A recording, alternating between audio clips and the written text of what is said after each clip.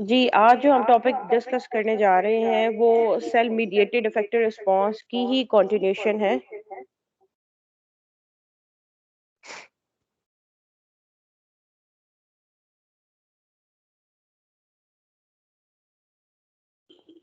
इसमें कुछ important topics थे जो हमने ऑलरेडी डिस्कस कर लिए थे।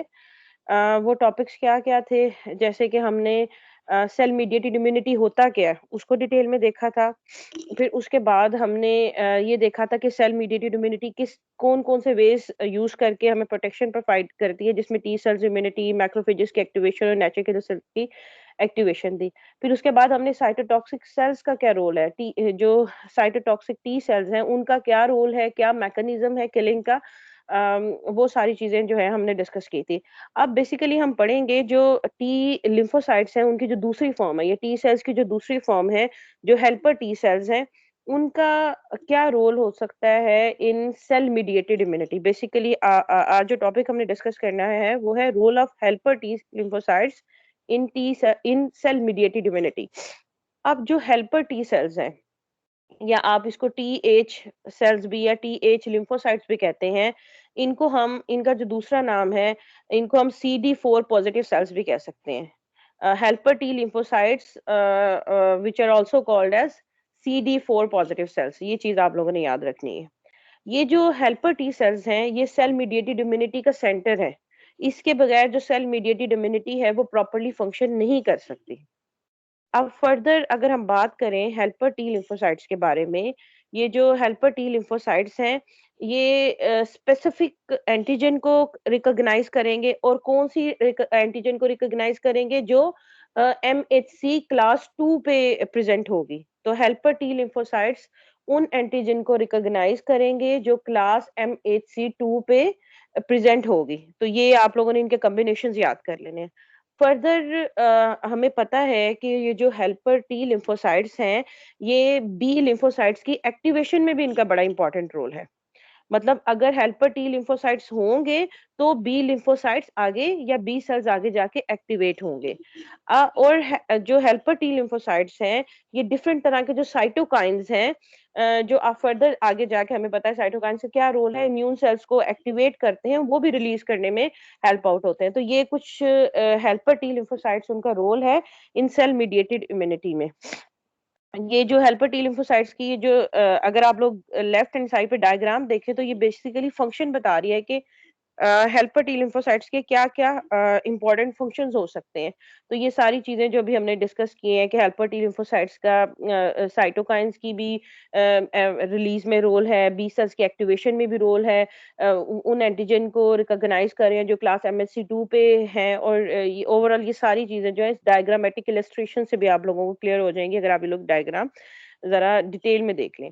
अच्छा, आगे अगर हम चलें, तो अगर मैं बात करूँ कि जो हेल्पर टी सेल्स हैं, उनकी 2 तरह की सब टाइप्स हो सकती हैं। मतलब हेल्पर टी लिम्फोसाइट्स जो हैं, वो आगे 2 तरह की टाइप्स में डिवाइडेड है। तो यहाँ पे TH1 सेल्स, TH2 सेल्स, ये 2 तरह की आपको टाइप्स नज़र आ रही होंगी। TH1 सेल्स बेसिकली इनके बारे में अगर थोड़ी-सी हम इन्फॉर्मेशन देखें, जो हमें डायग्राम में भी गिवन है। बेसिकली ये डायग्राम हमें क्या बता रही है कि जो H1 सेल्स हैं, ये सेल्स क्या करते हैं, रिलीज करते हैं डिफरेंट तरह के साइटोकाइन्स। कौन-कौन से साइटोकाइन्स ये रिलीज करते हैं? यहाँ पे आपको इंटरफेरॉन गैमा नज़र आ रहा होगा, IFN गैमा लिखा हुआ नज़र आ रहा होगा। तो बेसिकली हम कह सकते हैं कि जो टी हेल्पर 1 सेल है, TH1 सेल्स, ये साइटोकाइन्स रिलीज करते हैं like IFN gamma, interferon gamma. और फर्दर जब इंटरफेरोन गामा रिलीज हो जाते हैं, ये मैक्रोफेजेस जो इम्यून सेल्स हैं, उनकी एक्टिवेशन कराते हैं। ये डायग्राम में आपको गिवन है, जो राइट हैंड साइड वाली डायग्राम है, उसमें ये चीज आपको बता रहा है कि टी हेल्पर 1 सेल्स पहले इंटरफेरोन गामा को रिलीज करा रहे हैं, और इंटरफेरोन गामा फर्दर मैक्रोफेजेस को एक्टिवेट करा रहे हैं। अच्छा, अब फर्दर क्या होता है जब मैक्रोफेजेस जो है वो एक्टिवेट हो जाते हैं, तो ये जो मैक्रोफेजेस हैं, ये डिफरेंट तरह के रोल्स में जाके पार्टिसिपेशन करते हैं। जैसे कि कौन-कौन से रोल्स में पार्टिसिपेशन करते हैं, ये जो साइटोटॉक्सिक टी लिम्फोसाइट जो हमने ऑलरेडी पढ़ ली हैं, उनकी जनरेशन और डिफरेंशिएशन में जाके पार्टिसिपेशन करते हैं, उनमें अपना रोल प्ले करते हैं ताकि साइटोटॉक्सिक टी लिम्फोसाइट्स की जनरेशन हो, वो रिलीज हो, उनकी डिफरेंशिएशन और डिफरेंट टाइप्स के वो बने, मैच्योर हों और जाके वो अपना रोल अदा करें। तो इस तरह से जो हेल्पर टी लिम्फोसाइट्स है बेसिकली साइटोटॉक्सिक टी लिम्फोसाइट्स में भी कहीं न कहीं इनडायरेक्टली रोल प्ले कर रहे हैं। अब फर्दर ये है कि ये जो इंटरफेरॉन जो गामा फैक्टर रिलीज हो रहा है, इंटरफेरॉन गामा रिलीज हो रहा है, जो साइटोकाइन टी हेल्पर सेल्स की वजह से रिलीज हो रहा है, इनका कहीं ना कहीं इनहिबिटरी इफेक्ट भी आता है जो टी हेल्पर सेल्स की दूसरी फॉर्म है TH2 सेल्स पे। तो आप कह सकते हैं कि ये जो टी हेल्पर 1 सेल्स हैं, ये अगर ज्यादा रिलीज हो जाए तो कहीं ना कहीं टी हेल्पर 2 सेल्स को भी जो है इनहिबिट कर सकते हैं। अब फर्दर अगर हम आगे चलें इसी डायग्राम को थोड़ा-सा और डिटेल में देखें कि टी हेल्पर 2 सेल्स क्या है, TH2 सेल्स उनका क्या रोल ओवरऑल हो रहा है।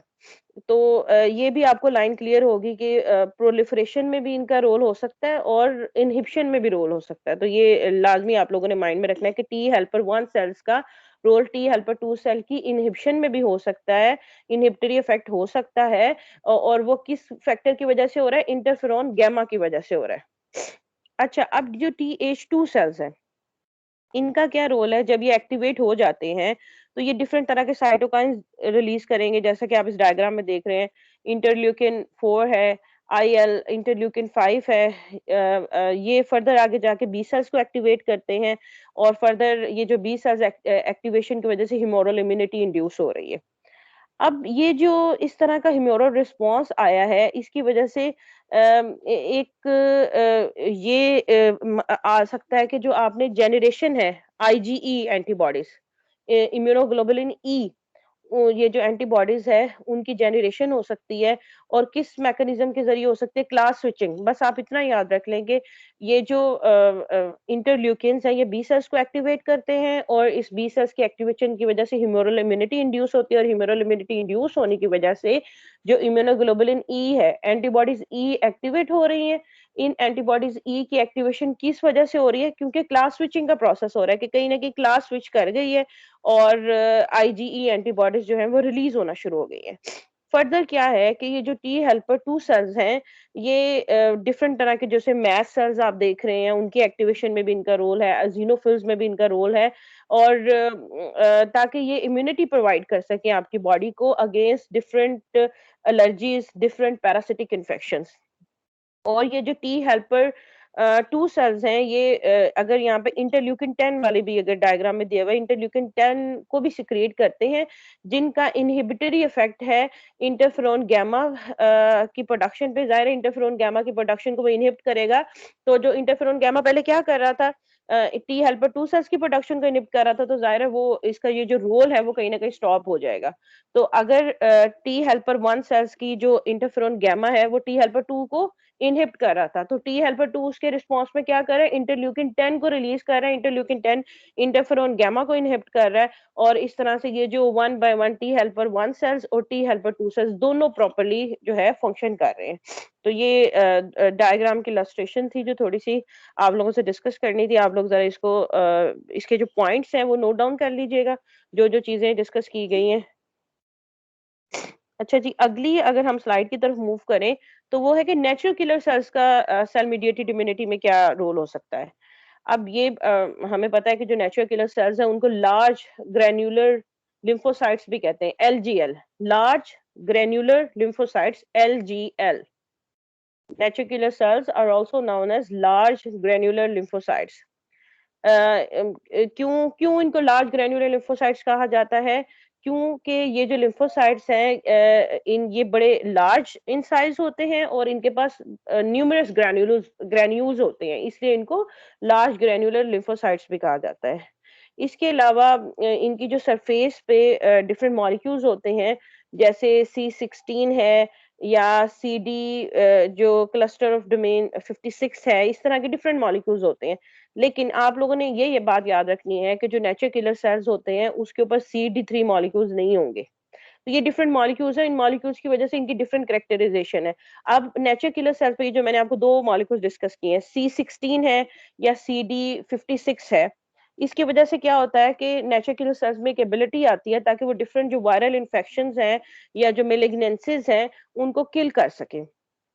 और इसके अलावा ये जो डिफरेंट साइटोकाइंस की वजह से नेचुरल किलर सेल रिलीज होते हैं, जैसे इंटरल्यूकिन 2 और जो इंटरफेरॉन गामा का जो फैक्टर है उसकी वजह से ये रिलीज होते हैं। तो ये सारी चीजें आप लोगों ने नेचुरल किलर सेल में याद रख लेने। इसके अलावा एक और बात आप लोगों को याद रखने की है, जब नेचुरल किलर सेल्स जो अपना नेचुरल किलर सेल्स क्या करते हैं, अपने जो टारगेट सेल्स हैं, जैसे इनके इनके टारगेट सेल कौन से होते हैं, साइटोटॉक्सिक टी लिम्फोसाइट्स, जब उनको किल कर लेते हैं तो किल करने के बाद इनका रोल जो है वो कंप्लीट हो जाता है। ठीक है, नेचुरल किलर सेल्स अपने टारगेट सेल्स को किल करते हैं तो इनका रोल कंप्लीट हो जाता है, लेकिन इसमें आपने ये बात याद रखनी है कि रोल कब कंप्लीट होगा, जब वो परफोरिन और ग्रे एंजाइम, ये इनके दो तरह के एंजाइम है, परफोरिन और ग्रे एंजाइम, ये यूज करते हुए किल करेंगे तो ही इनका जो रोल है आप कह सकते हैं कि वो कंप्लीटली इन्होंने अपने टारगेट सेल्स को किल कर दिया, अगर वो ये दो तरह के एंजाइम परफोरिन और ग्रे एंजाइम को यूज कर रहे हैं और किल कर रहे हैं।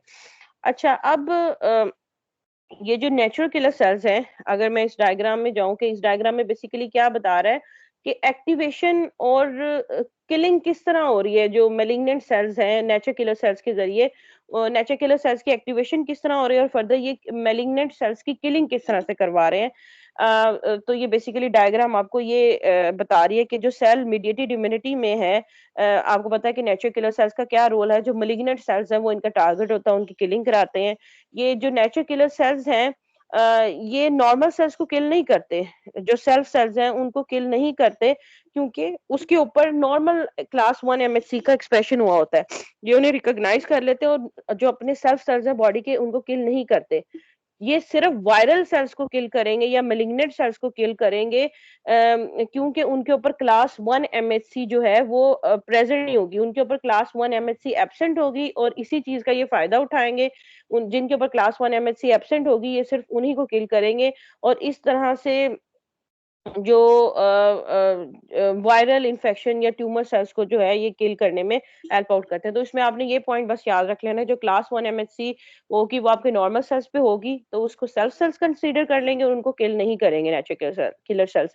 जो वायरल सेल्स होंगे उनके ऊपर क्लास 1 एमएचसी नहीं होगी और उसको ये सेल्फ सेल्स कंसीडर नहीं करेंगे और उनकी किलिंग कॉज करा देंगे। अब फिर फर्दर अगली चीज जो है कि antibody dependent cellular toxicity by killer cells, इसका क्या मतलब है? ये जो एंटीबॉडी डिपेंडेंट सेलुलर टॉक्सिसिटी है या इसको एडीसीसी भी कहते हैं, ये बेसिकली सेलुलर किलिंग है। सेलुलर किलिंग है जो कि बेस कर रही है एंटीबॉडी पे और किलर सेल्स पे। यही वजह है कि इसको antibody dependent cellular toxicity by killer cell कहा जाता है। ये बेसिकली मैं दोबारा रिपीट कर दूं, it is basically a kind of cellular killing जो कि बेस कर रही है एंटीबॉडी पे और किलर सेल्स पे। ठीक है, तो इसलिए इसको एंटीबॉडी डिपेंडेंट सेलुलर टॉक्सिसिटी कहा जाता है कि सेलुलर किलिंग है एंटीबॉडी और किलर सेल्स पे बेस कर रही होती है। ये जो किलर सेल्स हैं इनको के सेल्स भी कहा जाता है। इनकी कोई मॉर्फोलॉजिकली कोई डिफाइन नहीं है, इनकी डिफरेंट मॉर्फोलॉजिकल कैरेक्टरिस्टिक्स हो सकती हैं। और कौन-कौन से फॉर एग्जांपल सेल्स हैं जो एडीसीसी जो एंटीबॉडी डिपेंडेंट सेलुलर टॉक्सिसिटी करवा सकते हैं, नेचुरल किलर सेल्स करवा सकते हैं, मैक्रोफेजेस करवा सकते हैं, पॉलीमॉर्फो न्यूक्लियर लिम्फोसाइट्स करवा सकते हैं। इसमें बेसिकली होता क्या है, ये जो एंटीबॉडी है ये किलर सेल्स को टारगेट सेल्स के करीब लेकर आती है और उसके नतीजे में सेल मीडिएटेड इम्यूनिटी या सेल टू सेल इंटरेक्शन करवाती है। किलर सेल्स के ऊपर खास बात क्या होती है कि इनके ऊपर एफसी रिसेप्टर्स मौजूद होते हैं। ठीक है, अब एफसी रिसेप्टर्स मौजूद होने की वजह से ये जो एंटीबॉडी हैं इनको रिकॉग्नाइज कर सकती हैं और फर्दर सेल मीडिएटेड इम्यूनिटी की तरफ ले जाती हैं। कौन सी एंटीबॉडीज इसमें ज्यादा यूज होती हैं? आईजीजी, इम्यूनोग्लोबुलिन जी, ज्यादातर एंटीबॉडीज जो है वो एंटीबॉडी डिपेंडेंट सेलुलर टॉक्सिसिटी करवाती हैं। ये जो आपका जो भी कोटेड टारगेट होगा, फॉर एग्जांपल कोटेड टारगेट मतलब क्या है, जो आपका स्पेसिफिक सेल होगा जिसको टारगेट सेल होगा उसके ऊपर स्पेसिफिक एंटीजन होगी, मीन्स कि अब वो कोटेड टारगेट सेल हो गया ना, उसके ऊपर स्पेसिफिक एंटीजन मौजूद है। वो एफसी रिसेप्टर के साथ बाइंड करेगा, ताकि और फिर फर्दर जो आईजीजी, इम्यूनोग्लोबुलिन जी भी प्रेजेंट होगी नेचुरल किलर सेल्स पे या मैक्रोफेजेस पे, और उसकी इस तरह से किलिंग करवा देगी। फर्दर डिफरेंट एंजाइम रिलीज करवाएगी। कौन कौन से एंजाइम? परफोरिन और ग्रे एंजाइम ज्यादातर रिलीज करवाती है। तो ये छोटा सा रोल आप लोगों ने याद रख लेना है कि ये जो किलर सेल्स हैं, इनके ऊपर एफसी रिसेप्टर मौजूद है, आईजीजी आके इसके ऊपर बाइंड करेगी, और बाइंड करने के नतीजे में जो टारगेट किलर सेल्स हैं उनको किल करा देगी। और टारगेट किलर सेल्स जो भी होंगे उनके ऊपर स्पेसिफिक एंटीजन होगी, और उसी की बेस पे एंटीबॉडी उनको रिकॉग्नाइज कर रही है। तो फर्दर ये जो पैरासिटिक इन्फेक्शन के अगेंस्ट भी डिफरेंट, पैरासिटिक इन्फेक्शन के अगेंस्ट भी, जैसे कि अगर मैं बात करूं कि जो मैस्ट सेल्स हैं या एजिनोफिल्स हैं, ये डीग्रेनुलेट हो जाते हैं for killing of different parasitic infection. तो ये जो राइट साइड पे डायग्राम है आपको बेसिकली ये बता रही है कि मैस्ट सेल्स और एजिनोफिल्स का क्या रोल है कि वो डीग्रेनुलेट हो जाते हैं, और डीग्रेनुलेट होके डिफरेंट जो पैरासिटिक इन्फेक्शंस हैं उनको आपकी बॉडी से रिमूव करवा रहे होते हैं। अब इसमें बच्चों लास्ट जो स्लाइड है हमारे पास, वो है कि जो लिम्फोकाइंस हैं, लिम्फोकाइन एक्टिवेटेड किलर सेल्स, इसका क्या मतलब है सेल मीडिएटेड इम्यूनिटी में? लिम्फोकाइन एक्टिवेटेड किलर सेल, इसको LAK भी आप कह सकते हैं, lymphokine activated killer cell, LAK cells. ये बेसिकली क्या है? लिम्फोकाइन एक्टिवेटेड किलर सेल, ये बेसिकली नेचुरल किलर सेल्स की फॉर्म है। जो कि जो इंटरल्यूकिन IL-2 इंटरल्यूकिन 2 फैक्टर है या इंटरफेरॉन है, उनकी एक्सपोजर की वजह से नेचुरल किलर सेल की एक नई फॉर्म जो है वो डिफरेंशिएट हुई है, नई फॉर्म बनी है, जिसको लिम्फोकाइन एक्टिवेटेड किलर सेल कह दिया गया है।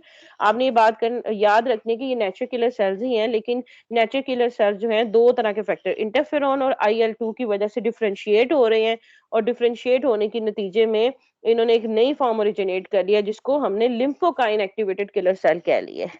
अब ये बेसिकली नेचुरल किलर सेल जो है, तो इनका जो रोल होगा इन सेल मीडिएटेड इम्यूनिटी में, वो भी नेचुरल किलर सेल से मिलता जुलता होगा, लेकिन थोड़ा सा एडवांस होगा। वो किस तरह से, मतलब ये भी क्या करेंगे, ट्रांसफॉर्म होके मैलिग्नेंट सेल्स को किल करेंगे, और जो आपके नॉर्मल सेल्स हैं उनको उनको ये रिकॉग्नाइज कर सकते हैं, ताकि उनको ये किल ना करें, सिर्फ मैलिग्नेंट सेल्स जो हैं उनको किल करें। अच्छा, इसमें ये क्या है कि सेम वही रोल है, इनकी भी किलिंग ट्यूमर सेल की। ये किस तरह से कराएंगे कि उनके ऊपर क्लास 1 MHC नहीं होगी, उसको रिकॉग्नाइज करेंगे, उसके ऊपर जाके बाइंड कर देंगे, और सेम जिस तरह से नेचुरल किलर सेल्स ने किलिंग करवाई थी वैसे ही करवाई थी। लेकिन ये चूंकि आपकी बॉडी में एक नई फॉर्म ओरिजिनेट हुई है नेचुरल किलर सेल्स की, तो इनका हमें सिर्फ फायदा ये है कि ऐसे बाज दफा कुछ मेलिग्नेंट सेल्स ऐसे आ जाते हैं जिसके अगेंस्ट जो नेचुरल किलर सेल्स होते हैं वो रेजिस्टेंट हो जाते हैं, नेचुरल किलर सेल्स उनके ऊपर अपना काम नहीं कर सकते। तो ये मॉडिफाइड फॉर्म है।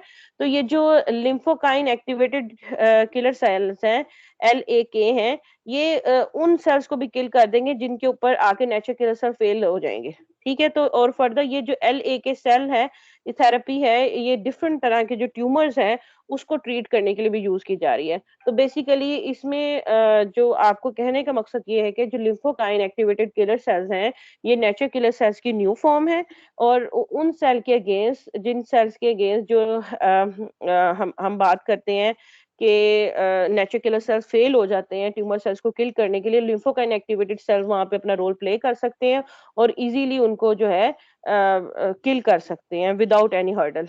तो ये एक आपकी बॉडी का एक तरह का रोल आप कह सकते हैं, जो कि आपको हेल्प आउट करता है कि डिफरेंट तरह से सेल मीडिएटेड इम्यूनिटी प्रोवाइड करने के लिए। I hope all of these points will be clear to you.